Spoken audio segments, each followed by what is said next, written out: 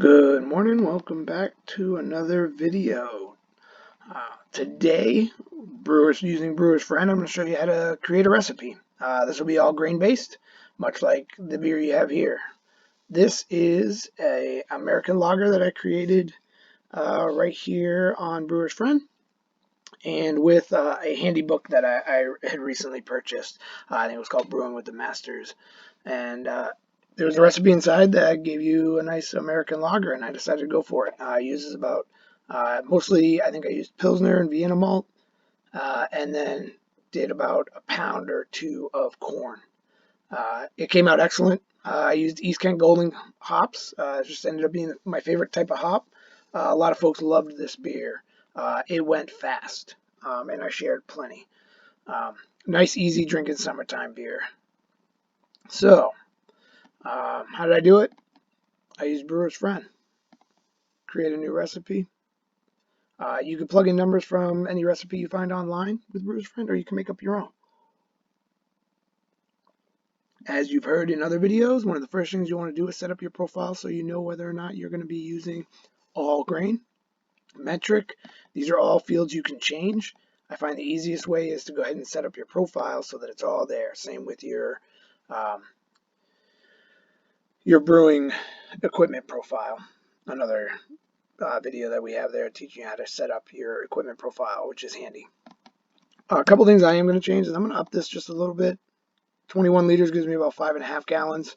My pre-boil volume is always right around 7 gallons or 26 liters.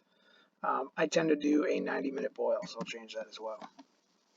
And I can calculate. Boom, you see that leaves me very little playroom here to leave any trouble behind. So I may end up with a little less than 21 liters. No big deal. I'm going to choose a style here. We'll go with a standard American beer, and we'll go ahead and make an American lager. So, despite the fact that this beer here technically wasn't really a light American lager, all my friends ended up calling it Schutz Light. So that's what we went with. Very easy, crisp drinking beer. All right, I'm going to hit this more field because this is going to give you your recipe options and stats. You do not have to follow these. If you want to make an American lager that's well over 1.050, right, and maybe closer to 6%, go for it. If you want your final gravity to be a bit higher than what you see here, go for it. However, if you're doing a lager, you typically want to be a little drier, unless you're going with like an Oktoberfest or a Bock or something along those lines. But you don't have to stick to these guidelines, but they're here if you want to have them. So you want to make one with 30 IBUs? Go for it. Just know that you're not going to get this little green check here, and it'll probably drive you crazy. So either change this to just a hybrid of sorts, because they have that option in there, or leave it blank. Obviously, again, you can go to your equipment profile. I use a RoboBrew, so that's the one I'm going to stay with. And then we'll take a look at some of these other fields as we put in ingredients. So it's an American lager. Let's go with our first ingredient. Probably ought to be Pilsner malt. It could be 6-row if you're going classic. And certainly that would work. I'm going to go ahead and go with a 2-row. I'm going to go with a Bohemian Pilsner that I use by Weyermann. And then, of course, in an American lager, you got to either have rice or corn. So let's go ahead and go with 500 grams of corn. If I type in corn, you'll see it gives you my inventory first and what I have on hand. And then it gives you other options down below. And it even goes on to explain those options. I'll make a video on how to set up your inventory and how to put some cost, right? These little dollar signs turn green when you have a cost. For instance, right, I had 10 grams of Magnum right from my inventory. I actually did put in a cost for this, the latest edition. So you'll see, oh, this should have turned green with, maybe I never did on my Magnum. Maybe I did on my German Tradition. right here, German Tradition. I should probably add a cost for the Magnum hops then. Another 10 grams. Put those at 10 minutes. Oh, there's the green. There's a little green light. Tells you that's about 88 cents worth of hops based on what or excuse me, 31 cents of hops based on 0.88 ounces. This one will probably eventually turn green as well. Oh, and then that cost will update.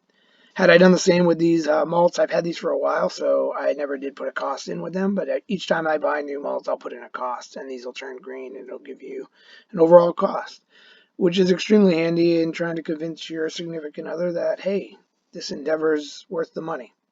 So, let's take a look at something else you have here, DP, right? Minimum should be 30 plus. This is the ability for this base malt to convert over your corn, right? If I started to use it, maybe let's say I use Munich malt as my base malt, this would be significantly lower. So all based on what Brewer's Friend has put in, and you can put in your own as well when you put in your grains for that DP number. But you can see I'm green, so I'm good. This should easily be able to convert the corn that I have there. If I started adding other adjuncts, I don't think this number would really change. I'd still have this here. So, as you can see, we are now starting to hit our numbers. I'm a little high on my IBUs. I'm right on Styl, and I'm a little high on my final gravity. I haven't added a yeast yet, so that's probably why. But I can tell you that I have found that my hop utilization is not 100%. People tend to think, man, my beers aren't really hoppy, period. So I've been playing around with the numbers of somewhere between 80 and 90. If I put in 90 here, you can see I get 16.75 IBUs, and now I get this little green checkbox. And my IBUs are within range. Let's do the same for yeast down here. Now it's a lager. Many of you might use liquid strains. I love the dry yeast myself, and 3470 is my best friend. I can make just about anything with it. I can make an ale. I can make a lager. Yes, it's technically a lager, but it has, you can see its optimum temp is a wide range here. It'll go right up to like 70 degrees, 70, 72 degrees Fahrenheit. So that's pretty solid. I've used this well enough that I can add a custom attenuation. It's going to use the average unless you change it. I've gotten 82%. I don't think I've ever hit 83. Typically, though, I get right around 80, which then puts our final gravity right within our numbers, and you can see we get the little green check mark there as well. These are different ways of measuring color. I always use the Mori. I don't typically use these others. Many of you might use the EBC. You can see I'm still locked in here. EBC tends to be pretty much double whatever your Mori is. All right, so let's go back to yeast. Obviously, it's a lager. I'm not going to want to pitch one 11-gram packet. And this here, let me do this real quick. Let me put in a fermentation temperature. Let's put in probably 13C for now. That's somewhere in the low 50s range. Honestly, though, with this yeast, I could go right up to like 20 if I wanted to, at like 68 degrees Fahrenheit. So, Pro Brewer 1.5 lager, I'm going to choose that. It tells you here what you need for cells required, okay? However, if I go up here, got a handy little thing called a yeast pitch rate and starter calculator. This is extremely handy in Brewer's Friend. If I take one packet, you can see I'm like 250 billion cells shy. 33 grams, which would be 3 packets, I'm still a little bit shy. With lagers, you want a lot of extra yeast, so 4 packs is going to be sufficient, it looks like. And as you know, that's probably like $20 to $25 worth of yeast there, so that's pretty expensive. If you're using dry yeast, best way to probably buy it is to buy it in a large brick, which is what I'll be doing soon, or to reuse, and I do that. Um, Sometimes I collect slurries, as others do. I've kind of slowed down on doing that. It got to be a pain with all these jars everywhere. So sometimes now I'll just try to line up my brew days so I can pitch one lager on top of another. I'll rack off of a yeast cake and go ahead and start bottling. And while my other one's cooling down, I get ready for that. I'll take the wort from once it's cooled and I'll dump it right on top of an old yeast cake and it'll kick right off. Um, so that's kind of how I get around some of the costs. Now, if you were using a liquid yeast, I had like 22 grams, and let's say I was going to make a starter. You don't usually make starters with dry yeast. I don't think you can't really, but most people don't. Uh, let's say that's what we had for liquid cell yeast. That's typically around the range, I think. So you can see if I make a 2-liter starter at this gravity with a stir plate, my starter is going to meet my pitching rate. Let's say I don't have a stir plate and I don't bother agitating it. You can see that I'm not going to meet it. Let's say I decide I'm going to shake it every once in a while. Wham. Okay? So that would be taking that starter and swirling it around. Let's say I can only do 1 liter. Again, I'm shy here. I'm either going to have to step up and do a couple steps with this starter, or I'm going to have to increase my gravity, which is something you don't want to do too high, because you're not going to get kind of what you're looking for. So in this case, you're either going to need to do a step up, or you're going to need to get yourself a stir plate. And even then, you're going to want to try. It looks like you're going to want to do a larger starter. So you're going to want to get yourself a vessel that you can do that in. All right. It'll give you the amount of DME required. Let's put this back to 3.7. Or you can start stepping up. I don't think I've actually ever stepped up a starter. That's just, you pretty much create another starter and dump one to the other. You kind of like, you build it up, and then you take the slurry once it's all built up and you dump it into another starter pretty much of wort, and have it start growing once again. So anyway, this here is pretty handy to have. All right, I'm going to go right back to my recipe, and I'm going to go ahead and put 4. I'll pitch 4 packs. All right. So one thing you can see I don't have here is a mash pH, and this is very important if you're doing all grain. So I'm going to save this. It'll probably come up as awesome recipe because I never gave it a name. And this here should come up here in the next few minutes. I might have to add my mash guidelines. My grain temp right now is probably sitting around 19 Celsius. And you can see here it's going to give me, I'll go ahead and start your start temp at 74 for a target of 67. I'm actually going to want to probably be in the 65 range. I'll probably mash kind of 149, 150-ish range with this beer. It still keeps me at 74. That should probably change. And this is obviously way off, and I don't know why this is right now. I'll have to talk to Brewer'sFriend about it. You can do the math yourself. If I'm using 3 liters per kg, that would be more along the lines of 12 liters. So I need a 12 liter start, which is funny. Let's keep that one. I wonder if we keep that 1.5 like it's been showing, and I go here and I click on my quick water requirements.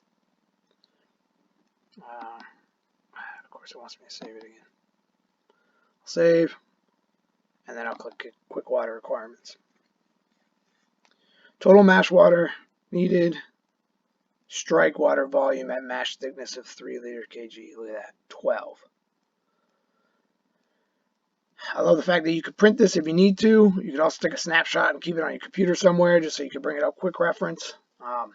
Definitely handy to have. It shows that I'm going to be using 12 liters, and it shows how much sparge water I have left to go with. I'd probably just go ahead and set aside 16 liters to sparge with, and then sparge to my 7 gallons or my 26 liters. So I'm going to change this number because it's wrong. And then I might add my sparge here. I'll go ahead and put 16 liters at a target temp of, oh geez, 172, I think is 77 degrees Celsius roughly. So, and then my sparges typically take 20 to 30 minutes. So I'll just put that in there. Sparge. All right, 28 liters total. Now let's get into some of the other. I don't know why this. Let me save it again. It should give me a mash pH here soon. I can guarantee you it's going to be high. I don't know why it hasn't shown up yet. But one way I can certainly find it is by going down here to my water chemistry. Mash pH, right? This is big. You can see I have a water profile established. This is something I did previously, and there's a video on it. So this is my water profile here at home out of my well. I'm going to link calculator. And then what it's going to do is it's going to take my grains and my grain additions, and it's going to see what my starting pH is. And then these are all the numbers that I have in my well water. You can tell they're pretty low, almost like brewing out of a Pilsen, right? Great for Pilsners. Actually great for all beers. I just add salt to choose whatever I'd like. I don't know why my mash pH still hasn't come into play, but let's go ahead. I can tell you that my standards are, I tend to add salt only to the mash, and I typically use 4 to 5 grams of calcium. Now let's just go ahead and do this. Oh, now it's starting to come up. You can see with an addition of 5 grams calcium, 2 grams Epsom salt, 2 grams gypsum salt, I'm below 5.6, which is handy. I tend to like to be a lot lower than that. Now, what could you do if, for some reason, this usually gives you a mash pH beforehand. So, and I'm not sure why it didn't this time. But what can you do if you know? Oh, there it is, 5.77. What can you do? Obviously, you could just punch in some numbers in some of the additions, and that'll help. Or you can go ahead and acidify your mash using lactic acid or citric acid. It tends to go by the milliliter.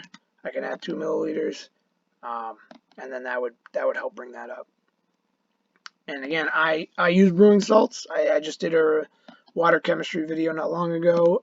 Folks, this is pretty simple to use. So Brewer's Friend makes it simple. If you've ever read about water chemistry, you know that it can make your head spin. But this really does help make it simple. So I'm going to go down to the bottom here, and I've gone over this in another video. But one of the handy features down here is it looks like I'm on the multi side, which I tend to like to be honest. That's going to give me some of that, probably a little bit of almost like a salt type taste to the beer. At least that's what I tend to get. But what I can do is to try to balance it out, is I can up some of these numbers. SO4, this number here, will help you be on the side of bitterness. So this kind of brings up your bitterness, this SO4, and calcium chloride tends to increase your maltiness, just as a rule of thumb. And as you can see, I'm at 1.0 unbalanced. And I have that 50, over 50 that you usually want of calcium. I'm in the nice range for magnesium. So these are all looking pretty solid. I'm just going to go ahead. My mash pH is still 5.59, so I'm probably going to increase my acid addition. 4 might be a bit much. Nope. As you can see, as you add, I go over this again, so I don't need to spend too much time here, but these all act as buffers in the recipe. So you're going to need more acid to kind of bring your pH down as you've already started buffering it with other things. So I'll go with that. 5.4 is kind of on the top end of where I like to be. but I'm also going to acidify. I'm not going to add salts to my sparge water, but I am going to acidify my sparge water. You know what? I know why that might be that way as well. So, select lactic acid. It'll give me a number here. It tells me I don't need to add any to my sparge water. Why is that? Because it's assuming, because I didn't click this button, it's assuming I'm splitting these between both the sparge and the mash. And as you can see, if I click this now, you're going to have some things change. See, I'm too low. That's all of that acid I added to my mash. So, again, I could probably bring this to that 2 level. Click outside of it. I'm at 5.3. We'll call that good. And then, obviously, I'm acidifying my sparge water. Click that. Now it tells me I need about a half a milliliter, so I'm just going to go ahead and put in 0.5. And that says grams, so we're going to want milliliter. Why is it important to do all of these things? Because this is going to give you some numbers in your recipe. Like when you're done here, if you save and update, right? Save complete, boom, everything's saved. You go back over here to your recipe. Once that's saved, you click update recipe, and wham, all of these additions are about to pop in here. 2 milliliters to my mash, a half a milliliter to my sparge, and then here's all my gypsum, Epsom salt, calcium. If you don't have these things, you're gonna they're not difficult to find. You get them online, you order them, you put them in some mason jars, you keep them fresh, and wham, you're ready to use them anytime you're brewing. And that is it in a nutshell, folks. I mean, that's creating a recipe for all grain. Obviously, a little bit different, or a little bit easier even if you're gonna do an extract. You'll, instead of having efficiency here, you should have steeping grains efficiency or steeping grain percentage or whatever, and then that, usually is what, the 35% or something. And you would have 2 categories here with fermentables, which are DME or liquid, and then it would have steeping grains. So that's it in a nutshell. I could add some notes if I wanted to. I could add photos once it's done. You can see it gave me an awesome recipe. This goes right into my profile. I'll have a whole thing of water. If I go up here, I'll have a whole thing of water calcs right here. It'll bring up all of my recipe and the calcs that I've done with them. All right, that is it, folks. I hope you enjoyed this session of how to use Brewer's Friend and how to create a recipe. All right, until next time. Cheers.